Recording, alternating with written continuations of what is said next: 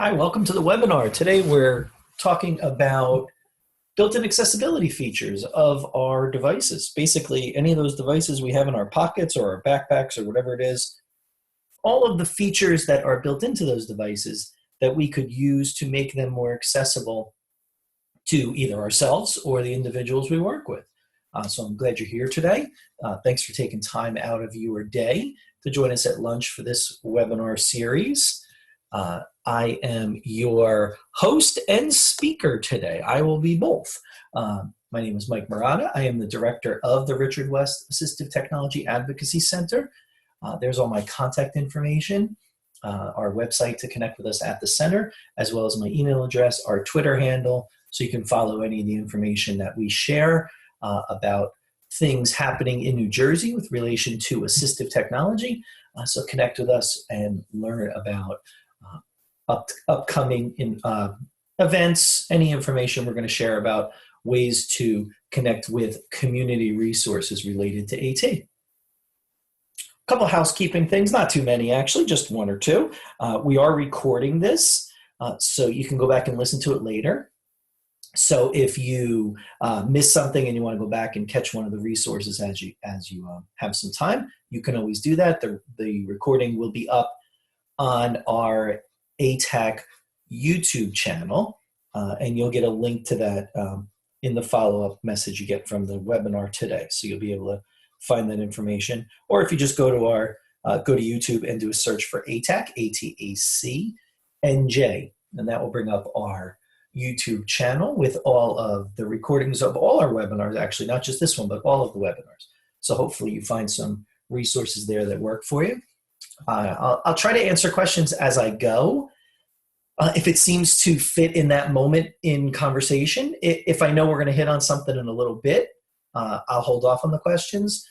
Or if I get kind of into a flow of conversation and I don't get to it, I will check in with them at the end and we will make sure we answer everything at the end. Feel free, though, with that said, to join the conversation. I know webinars tend to be kind of a one-way affair with the speaker talking to you, but I would love to hear from you as we go through our time together this afternoon.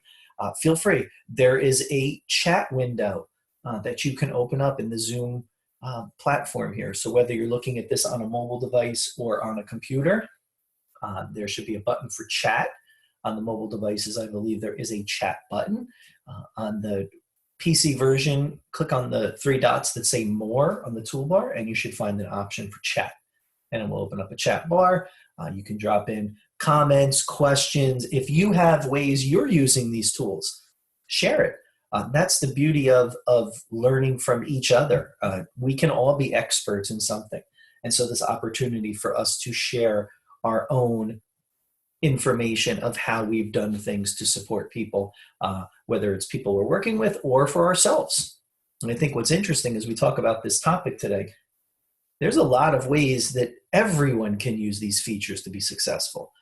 So we'll dive into them a little bit, give you something to explore. If you're watching this as the recording, one of the things I would suggest as we go through things, pause the recording and go explore on your phone or your tablet or whatever it is. For everybody who's here live today, that might be a little harder. You're certainly, you're welcome to dive off and try to explore on your own while I'm talking. Hopefully you'll be able to kind of re-engage with the conversation when you come back. All right, so as we go, if you have a question, throw it up there now. I'm gonna continue on with the flow of the conversation here, but if I see a question pop up, I will drop out and answer it for sure. So again, we're gonna focus today our energies on all those built-in accessibility features of mobile devices. This idea of looking at these features is to really uncover or dig into the power of the devices that are with us all the time. We think about mobile devices, we have them always. Right now, wherever you are listening to this, your phone is probably within a 3-foot radius of you somewhere. And I'm sure all of us just took a minute and looked and found it, and so we visually confirmed where it was, or we did a quick feel around our desk to find it. We know where it is. It's always with us. What are the supports that these tools have in it to help us with any of the needs someone might have. There are supports built in that can help with vision and hearing, all different types of disabilities, whether it's cognitive or learning or physical disabilities. Allow us to interact more effectively with these tools and provide a level of support for us. So we'll kind of cross, and throughout the time together today, we'll kind of weave in and out of these handful of operating systems and devices. Whenever you see on one of my screens where it says OS, if you look at the bottom, it says accessibility built into OS. OS is the operating system.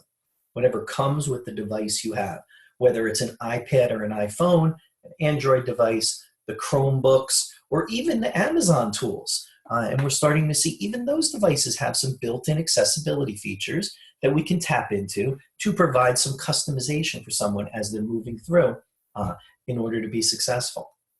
Also tap into, no pun intended, sorry, we'll also tap into the idea of wearables a little bit. And this idea of how can we use smartwatches and other devices to provide a level of support. And so we'll touch on that just a little bit. The Apple Watch, the Android watches, we'll kind of weave them into the conversation as well. And as with anything else, this hour is not meant to be an exhaustive list of every feature that's out there, but I really wanted to just highlight some of them. But I would encourage you, like anything else, any other topic we touch on, take the information we share, but then branch off and go explore. Open up the settings of your phone and play with it and see what happens. I know sometimes people get a little nervous about messing around with their phones, but go ahead, it's fine. You could probably reset it at some point. My joke always is, find an 8-year-old kid and they'll help you reset it. So they'll know how to fix it for us. But dive in there a little bit. These features are there. I'll show you how to get to them, but then I'll let you loose and go explore.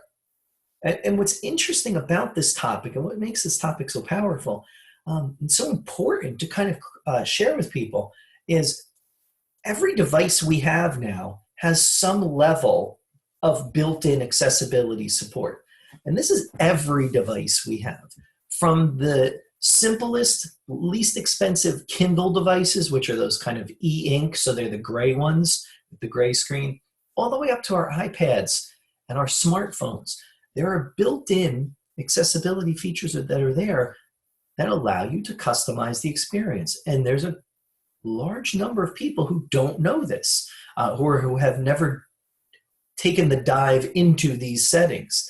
And what's interesting is there might be opportunities here to meet the needs of anyone you're working with. I know it says students there, but I'm going to say anyone. Anyone you're working with. Is there a way that we can meet their needs before buying anything? I know there are, and I know that there's an app for everything. I know there is. They're out there. I get it. There's tons of them.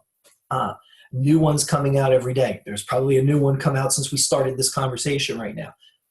I know that.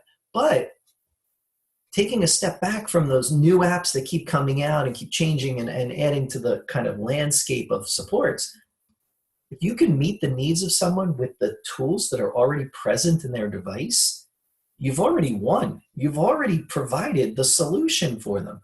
Don't make things more complicated than they have to be, because this is an opportunity for us to, in essence, make things simpler for people using the things that are built in. Some people would say, the techie term is baked in. The features that are baked into the device. This is not adding something in, not layering more information on top of it, but instead providing the supports and using the supports that are already there. And I think as we go through this, there's a powerful framework that we always talk about in assistive technology called the Sett Framework, and it comes to us from Joy Zabala. And this idea, this was originally designed for students in K-12 education, but really it makes sense for everyone, and it's relevant for everyone. But it's this idea of ensuring that we understand the person first. And so that S stands for student. If we're talking about adults, it can't stand for adults. S doesn't stand for adults, so we call that skills. So what are the skills? What are the abilities the person has?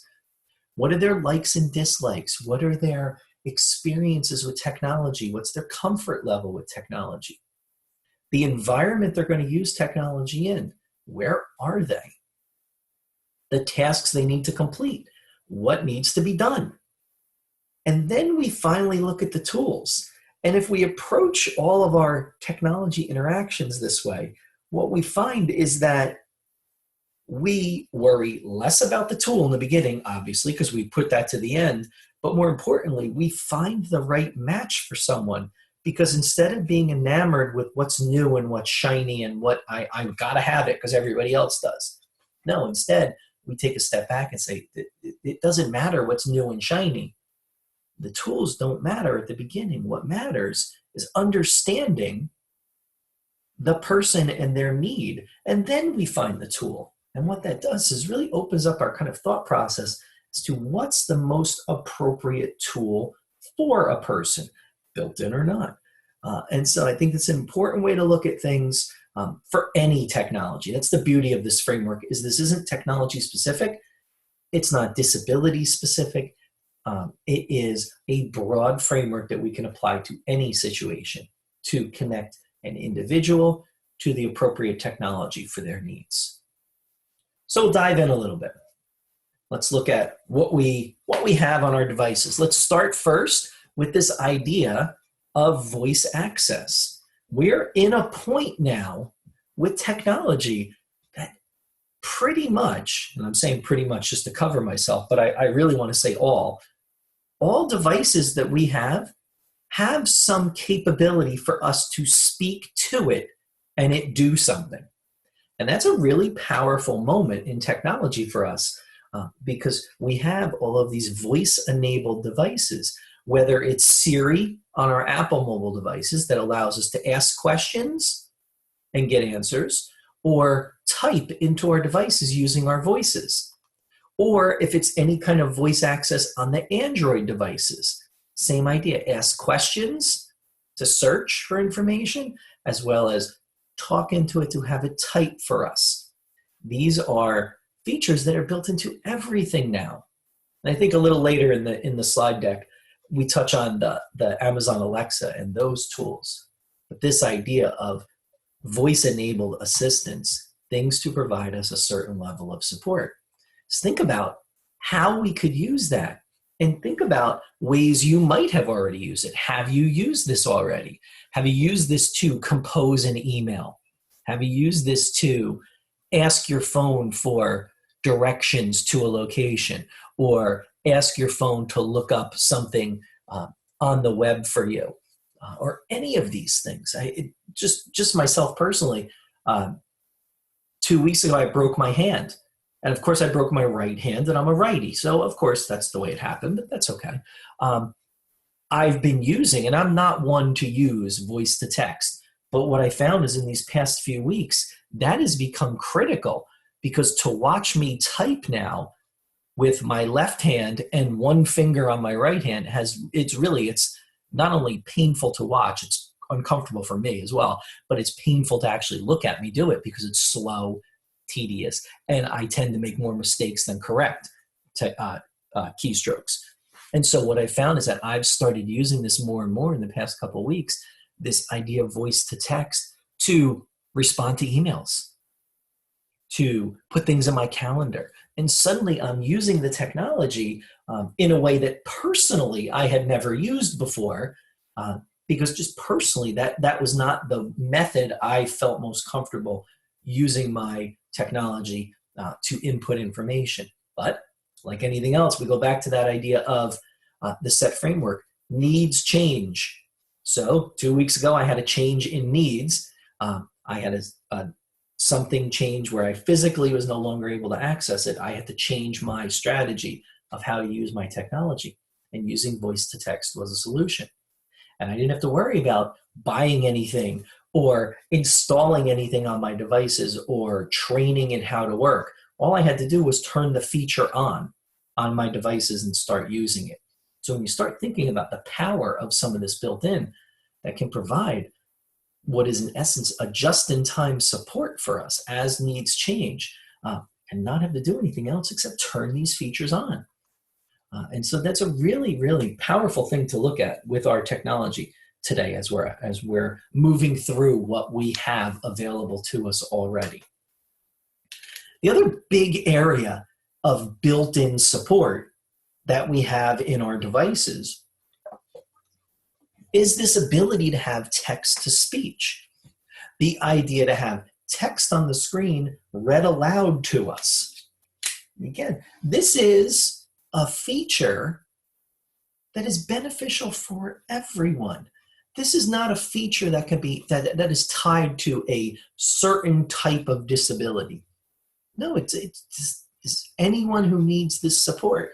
Perhaps I have a learning disability. Perhaps I'm visually impaired or blind. Perhaps I have a cognitive disability and I'm unable to read. Whatever it is, this is a tool, this is a feature that supports someone who is a non-reader. And that is simple to turn on and provide this level of support. And so what we have is, if you look at your Apple devices, so your iPhone, your iPad, and even some of your iPod touches, the newer iPod touches, you have this ability within the settings to go into the accessibility settings and turn on speech. There are two options here. There's an option for speak selection, and then there's an option for speak screen. And what happens once you turn these on is that you can move through apps, and anywhere text appears on the screen, you can have it read aloud to you. I thought an easier way to do this for us during the webinar was to record it. So I recorded my iPad as I had some text up. And so I'll let it play, and perhaps I'll pause it every once in a while to narrate it. But so here's text of a book on my iPad. And so what I'm going to do is do the speak selection. And I'll just let it play. And so when you think about speak selection, here it is. Go into General in your settings. General, and then choose Accessibility. Then choose Speech. And then within that, you have two choices, Speak Selection and Speak Screen. And we'll look at both of them as we go. So this idea of providing adjustable speaking for text on the screen. So you saw the speaking rate there, so I can change how fast it reads. So speak selection, I hold down my finger on the text, I highlight whatever I want to read. One of my choices in the toolbar is speak. And so when I do that, I'll be able to have it read. UDL encompasses education for all learners, which of course includes general and special education, early. Okay, so that is speak selection. The other thing I can do, I'll pause it for just 1 second, is take two fingers, swipe down from the top of the screen, and what that will activate is the speak screen setting, which now reads all the text on the screen. So a different way to control it and provides a different level of support. Universal design for learning in the classroom. So is UDL special education or general education? UDL encompasses education for all learners, which of course includes general and special. So what you had there was just one simple swipe on the screen, then read the entire page. So I have that built-in feature available to me on my Apple mobile devices that gives me two different ways to explore text and have it read aloud. If you are an Android person, you also have this feature now. So this is a new feature that's just been added to the Android operating system, which is called Select to Speak, which works the same way as the Apple Speak Selection worked. So you tap an item on the screen, you highlight what you want to read, and then it will read it aloud. So this is very much about selecting pieces and then just having the text-to-speech. The interesting piece about this, and we always need to remember this, the Android operating system is a bit of a fragmented operating system, meaning that not every Android device operates the same way. And so what you might find is that you might have an Android phone or tablet that might not have this feature. And that's because some of the Android tablets out there don't run the same operating system, so they won't have the same feature set. Whereas if you have an Apple device, mobile device, as long as you've updated to the most current operating system, you'll have the same features on every device. And so that a little more of a consistent experience for someone as they move through. We also have, I mentioned the idea of using the Alexa. Sorry, I just said that out loud and it turned mine on in my office, so I will not say that anymore. But now you have the ability not only to ask questions of the device. Sorry, if you would have seen me in here, I was staring at it to make sure it wouldn't start talking. You can ask questions of the device to get information, but here's another piece. If you have Kindle books that you've purchased, you can have them read aloud by the Echo, and it can provide text-to-speech support. And so I'll give you just a quick little sense of that video off to the side here. Alexa, read Tribesman. Tribesman by Adam Cesar. Reading from Kindle. Prologue, The Island. Resuming from Kindle. The others, the strangers, were coming again. Both the rafts and their passengers were small white dots on the morning horizon. Arodo paid them little attention and tightened his grip on the thatched mesh of the fishing net. His son Vatu stood further up the shore, paying no attention to what he was doing. So now you have the ability to listen to your books. And again, if I had my camera on in my office right now, you'd have seen me run over to that side of the room and quietly whisper to mine to stop talking because it was searching for the same book online. But this idea of not only providing voice input support, so we know that that's one of the Echo's key points, is that it's voice driven. It's a voice assistant. But also to use that as a text-to-speech support for reading support. Equally as valuable, especially for someone who's a non-reader.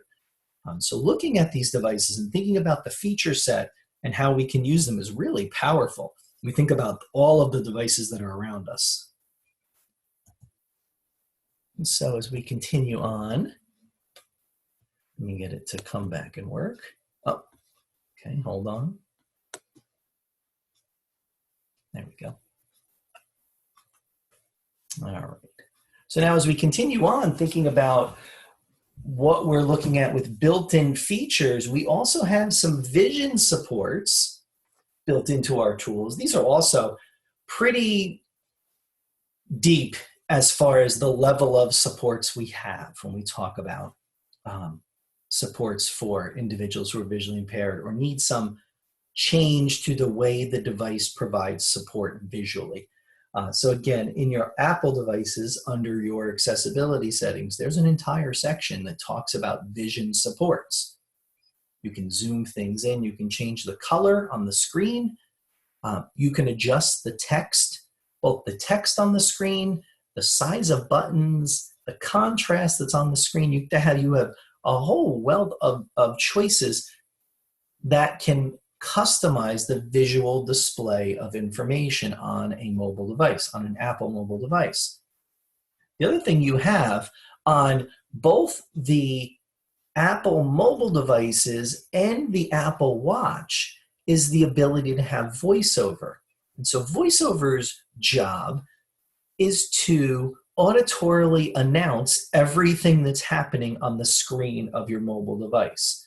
I think if you think about this, from the perspective of, think about your smartphone. You hold it in your hand. It is a sheet of glass, right? There is no boundaries on it. You don't know what's happening on the screen if you can't see the screen.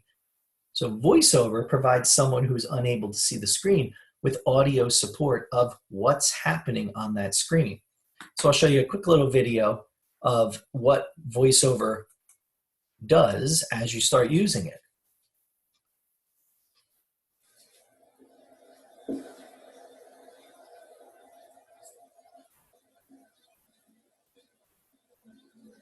VoiceOver on. Settings. Landscape. Home button to the right. And so before we even start to kind of navigate around, what you saw was that when it turned on, VoiceOver oriented me to the device itself. So it turned on, it said VoiceOver on, it said settings, that's where I was on the screen. It said landscape, telling me what position my device was in, and it said home button to the right. So it told me where everything was and where the device was oriented in space. So now I could start navigating around. VoiceOver speaks items on the screen.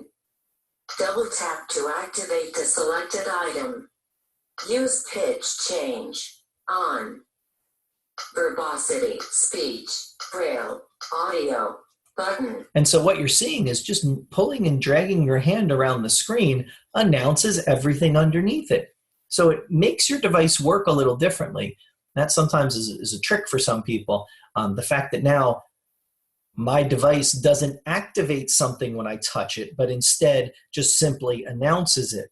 And then what happens is after that announcement, I have to double tap to actually activate that function, that app, whatever it is that I've clicked on.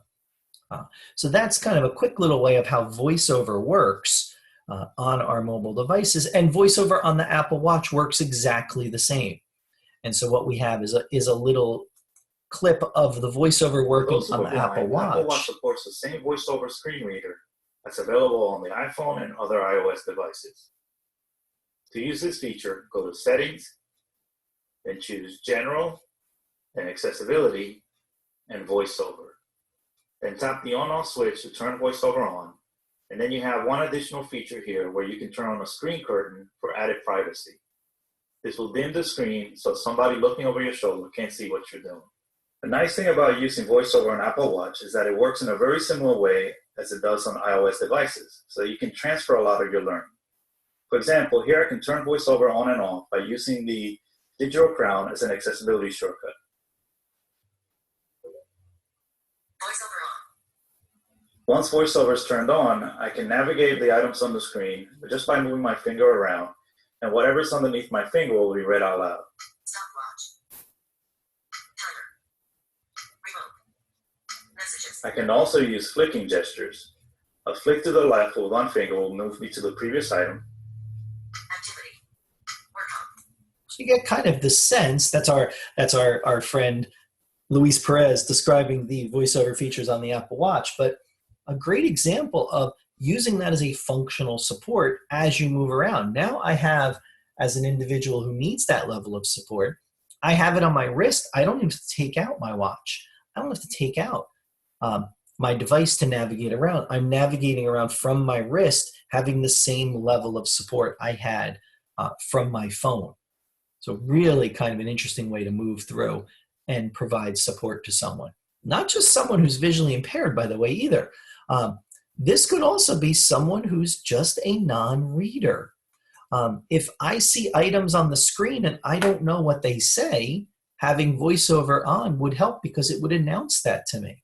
And then I could recognize what it was that I was actually about to click and set. Really, really powerful. If you have Android, Android also has the ability to have this kind of level of support. So you have a voice assistant.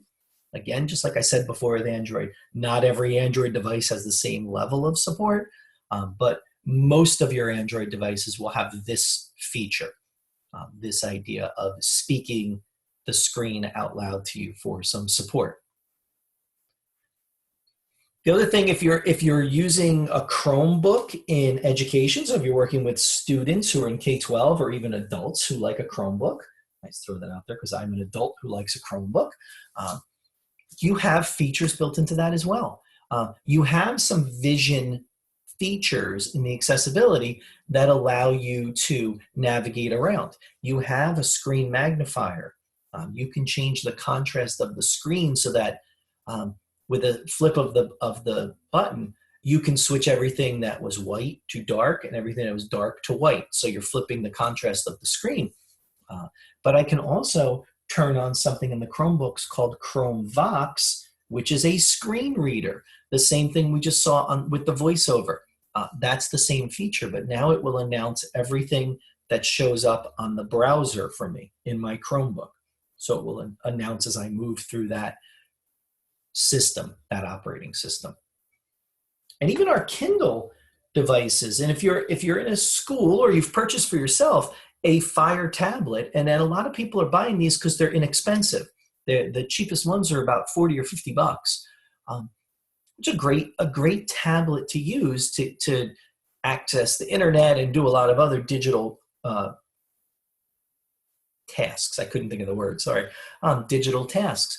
But one of the things that we have now in these Fire tablets is we have a screen reading function, which is called Voice View. Same idea as VoiceOver, as TalkBack on the Android, same idea. It is a screen reading function for the Fire tablet. Again, not something that adds in, but something that is built right in, that gives you access to all of the features of this device and announces everything aloud so you can navigate around. Some of the other things as we move through, we'll move out of vision supports, we'll move into some supports for physical access. And so we think about that, go back to this idea of using your iPhone or iPad. There's some buttons on there, but not many, right? Most of the functions happen on the screen. But with that said, depending on the phone you have, depending on which iPhone you have a certain number of buttons. Now, what we're seeing as the iPhone continues to evolve, some of those buttons are disappearing. But there are still some physical pieces of that device you might need to access. For someone who struggles with physical access, maybe they won't be able to hit a home button. Maybe they won't be able to hit the button for the volume or any of the other buttons that are on the device. Well, what the iOS operating system has for your iPhone and iPad has something called assistive touch. And when you turn it on, it puts that little dot on your screen. And that little dot opens up into smaller menus that allows you to control the buttons on your device as well as some of the physical functions you might need to do in order to access all the features of your device. So I can turn on the home button. I can put the volume up and down. I can mute my device. I can lock the screen. I can activate Siri. I can do the multitask function. So when you click on the home button and you get the different apps that are open, or if you've changed to iOS 11, you swipe up and you get the idea of all the tools, all the apps that are open on your iPad. This can all be done now with touches on the screen. So I don't have to have physical access to touch the buttons that run along the outside.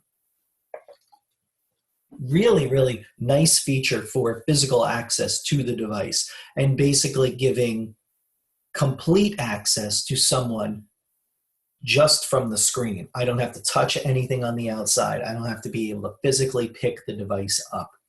It could sit on a mount, on a table, and I could access all those functions.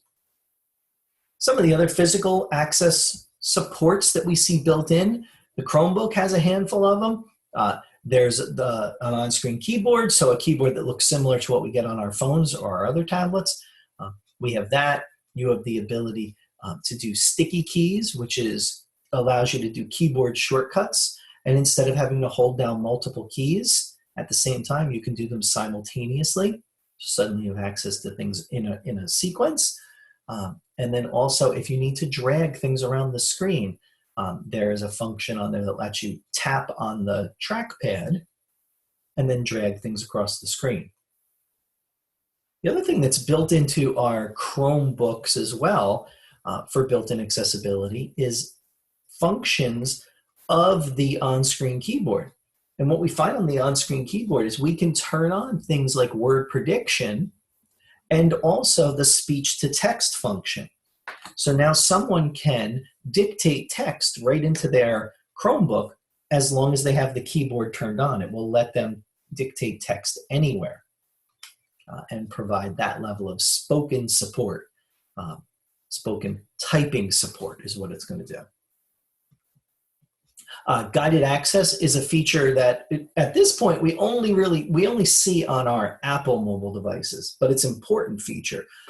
It's the idea of turning this feature on And what it does is it locks the user into this app. So if you have a situation where someone is constantly getting out of an app that they need to be in and then moving on to something else, we can set this feature up so that they have to stay in this app. One example I see a lot is if individuals have communication software on their mobile device, but they want to always get out of that to go into something else, or if we're using the mobile device as a reading support and someone wants to get out and go watch a YouTube video or something like that, I can lock someone in the app that I want them in, and then it will keep them in that app until either I put my code in to unlock it or a timer goes off. We can set that with a timer as well, so that after a certain period of time, the app automatically unlocks and the person can go and do whatever they want on their device. Again, built-in feature on our iOS devices, your phone and your iPhone and your iPad. Not really much of a comparable Android feature, except for Samsung has an app that will work on their mobile devices. So again, this talks about the fragmentation of Android. If you have a Samsung Android mobile device, you can install an app called Kids Mode. And what this does is allows you to turn this on, and someone using your device can only access the 6 or 7 things you give them access to, which is a great idea. What happens sometimes is you can see from the screenshot there, that's a screenshot of what it looks like. And when it says Kids Mode, it is very Kids Mode. So it's very juvenile looking. And sometimes if I'm using this with adults or even young adults, they don't want any part of a home screen that looks like this. And so that's an issue that has to be addressed, is that they don't want to be in this screen. So they just won't use that device. So keep that in mind. But that's kind of a comparable feature. The other thing we look at is, again, we're talking about access now, the idea of using switches. So using single switches to control mobile devices. Your iOS devices, your iPad, your iPhone, have some switch control built in, and actually they have the most switch control built in. That allows you to scan through items on the screen, use multiple switches to activate things. You can also use something called switch recipes, which allows you to create a function that might require multiple steps. And what you can do is create that function to work from a single switch click. So if you're in a book app and you want to turn the page, where that would be multiple clicks with a switch. If I was doing scanning, I'd have to wait for the items to scan through. I can turn on a switch recipe, and with a single click, I can just rotate the pages in my book and continue on. So that's called a switch recipe. Also, on our mobile devices, you have the ability to use an Apple Watch as a switch in some apps.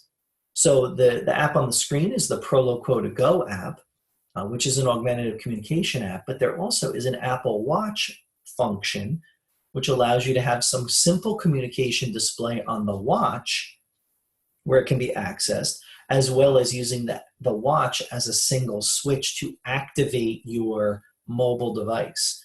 So the augmentative communication software lives on the mobile device, and I use my watch to activate it as I go through. So those two items are connected together and providing a level of support. You do have some switch access in your Android devices.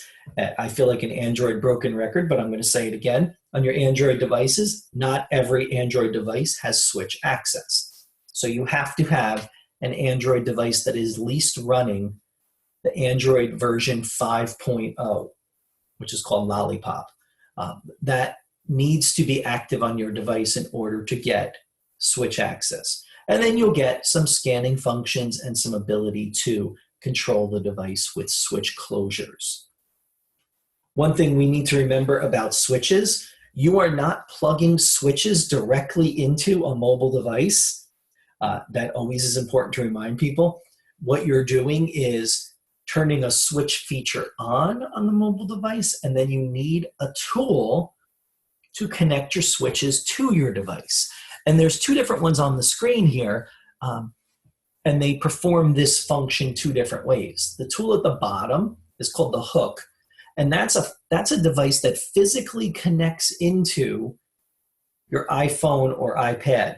So it has a lightning connector. So it has the actual connector that plugs into your mobile device, and then you plug the switches into the hook.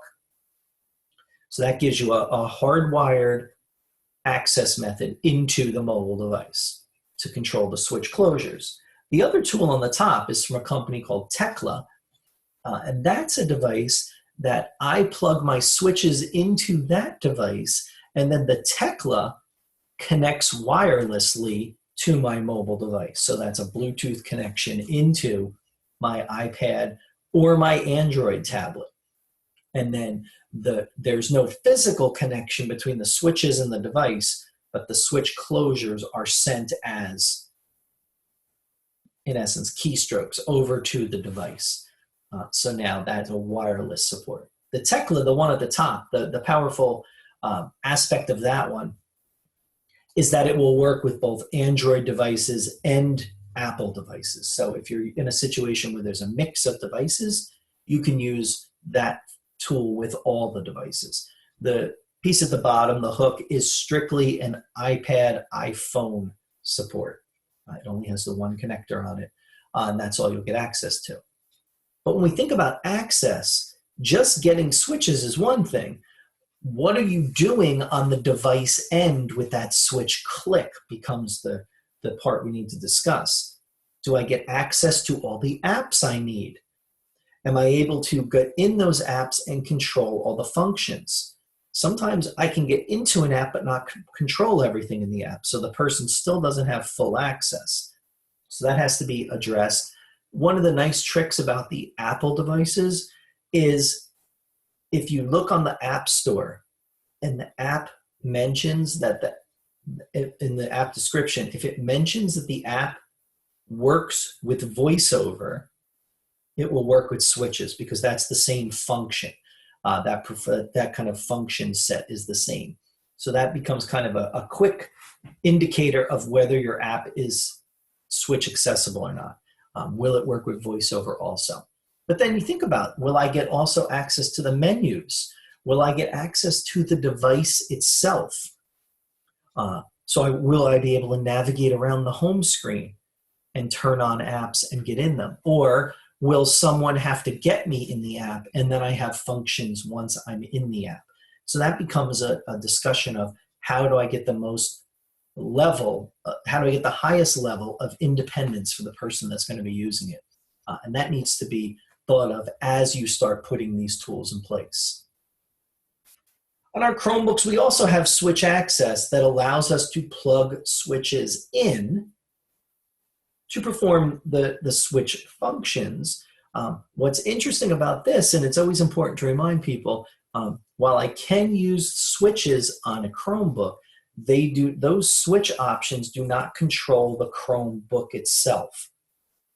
The Chromebook is not switch accessible in that I can't navigate around the device with switches. But what I can do is if I get to a web page or an app that is switch accessible, then I can use switches.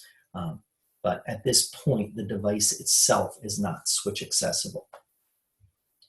What might be interesting about thinking about switch accessibility in Chromebooks and just kind of accessibility of Chromebooks in general is this kind of future push that Chromebooks will start to be able to run Android apps. So what you're starting to see is a blending of two different types of devices into the same one. So now I can have a Chromebook that not only runs my Chrome tools, but also I can plug in any Android apps that I might use as well. So we'll start to see a little bit more flexibility in those devices, a little bit more ability to use them in a variety of ways because it will open up the number of tools that will be able to be run on those devices. And if you haven't yet, and I'm curious if everybody has, if you haven't updated to iOS 11, so this is for your Apple mobile devices, we've had a couple changes that impact accessibility. Not many. There haven't been any new features introduced in the iOS 11, but what we've gotten is some updates and some additional features of what we already had. And one of them was the ability to add things to the control center of the screen. So on your iPhone or iPad, if you swipe up on your iPad, I got to think if it's up on the iPad and down on your iPhone. I got to remember what it is. I'm doing it on my phone as I look. It's up from your iPhone and then up from the iPad as well. So up from the bottom of the screen, you get to the control panel, the control center. But what's been added is you can add all of these quick shortcut buttons to the control center.